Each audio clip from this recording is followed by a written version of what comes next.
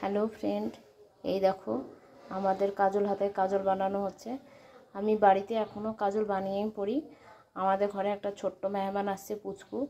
নানি দাদিরা থাকলেই তো জানছই, আমার ছোট্ট বাবু আজকালের মধ্যে চলে আসবে। আবার দ্বিতীয়বার মা হয়ে যাব, তৃতীয়বার এবার বড় মা হয়ে যাব, ঠিক আছে? তো এখন তাই কাজল বানানো হচ্ছে ওর জন্য। ও যেদিনই আসবে ওকে নানি দাদিরা সব কাজল পরাবে।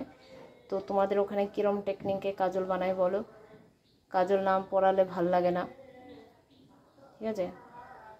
আমার ফারহানকেও পরিয়েছি, ঠিক আছে? তো এই টেকনিকে দেখে, যেহেতু প্রদীপ নেই তাই এই বাটির মধ্যে তেল দিয়ে এখন মা কাজল বানাচ্ছে।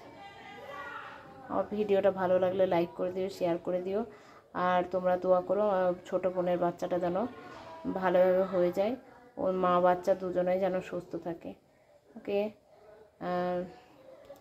আর যে যার ভগবানের কাছে আমার বোনের জন্য প্রার্থনা করে। বাই। এখানে ভিডিওটা কাট করছি। ভালো লাগলে লাইক করে দিও, শেয়ার করে দিও আর সাবস্ক্রাইব করে দিও। বাই।